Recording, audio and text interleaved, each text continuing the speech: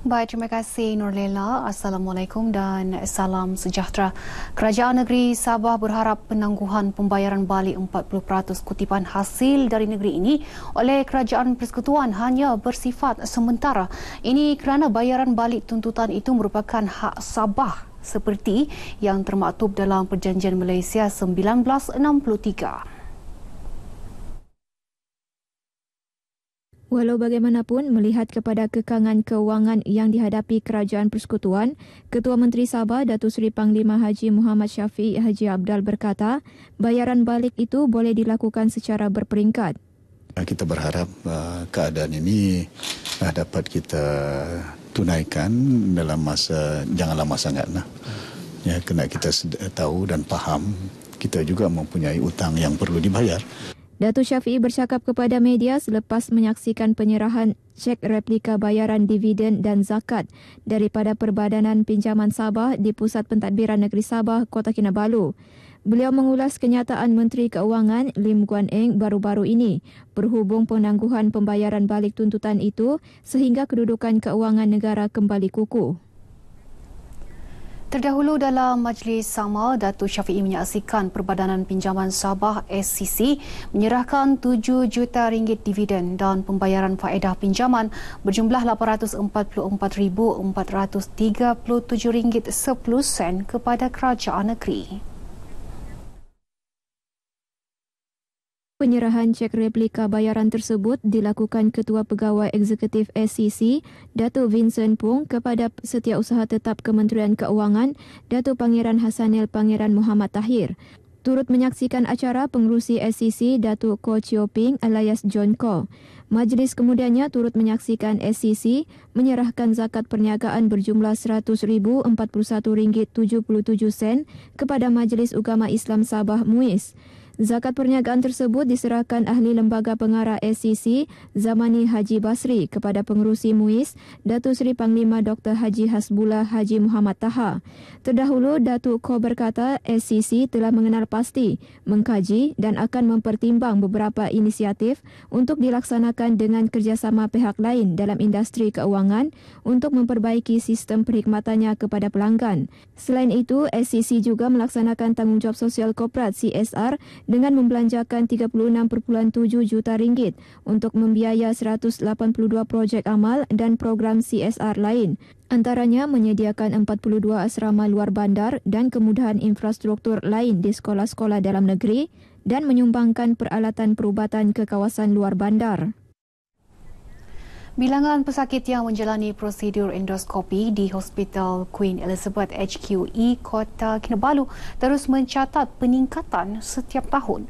Berdasarkan statistik, bilangan tersebut meningkat sekali ganda kepada lebih 9,000 orang tahun ini berbanding 4,500 orang yang direkodkan pada 2014.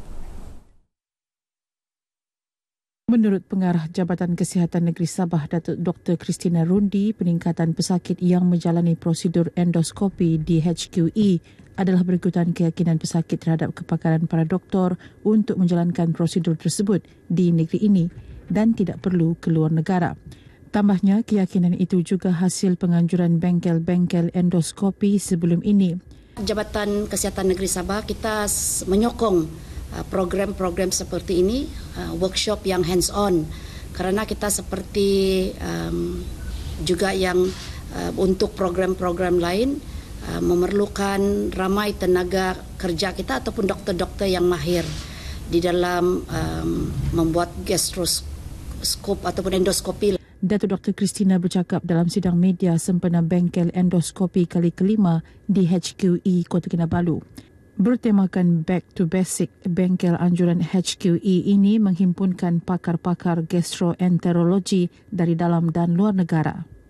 Endoskopi merupakan prosedur perubatan untuk memeriksa organ dan anggota dalaman manusia sekaligus mengenal pasti masalah dan rawatan mengikut jenis penyakit.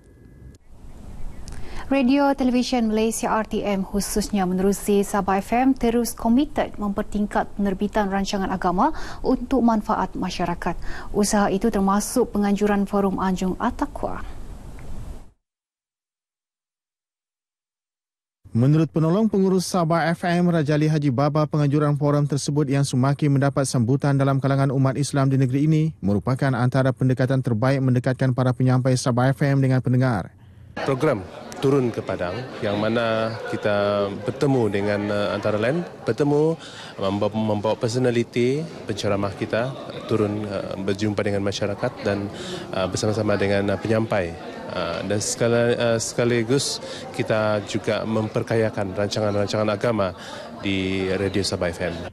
Beliau ditemui pemberita dalam forum Anjung At-Taqwa di Masjid At-Taqwa Kompleks Bersepadu, Kementerian Komunikasi dan Multimedia Malaysia KKMM di Kepayan, Kota Kinabalu. Sementara itu, dalam majlis ini seramai 42 anak yatim dari Rumah Anak Yatim As-Sakinah Lokawi menerima sumbangan wang tunai daripada Jawatan Kuasa Masjid At-Taqwa KKMM yang disampaikan pengurusinya Ruskap Haji Muaram. Dalam kesempatan itu, Jawatan Kuasa dan juga Karya bersama-sama memeriahkan acara ini dan sekaligus kita mengambil kesempatan untuk memberikan sedikit bantuan kepada anak-anak yatim kita yang harus kita ada rasa peduli terhadap golongan ini. Forum bertajuk Cintaku 100% yang merujuk kepada kecintaan umat Islam terhadap Nabi Muhammad disampaikan dua panel, iaitu Pegawai Pendakwa Jabatan Halewal Agama Islam Negeri Sabah Jahins, Ustazah Lilis Mulyani dan Pegawai Dakwah Yadim Zon Sabah Ustaz Haji Rafai Haji Inarji dengan Ustaz Ramli Daud selaku perantara. Forum ini yang disiarkan secara langsung menerusi Radio Sabah FM malam tadi akan diulang siar pada 8 hingga 9 malam Khamis depan. Baik, sekian berita dari Sabah untuk N5 petang ini. Kembali kepada Nolela di Angkasa Peri. Silakan Lela. Terima kasih, Anne. Baiklah saudara, perkongsian berita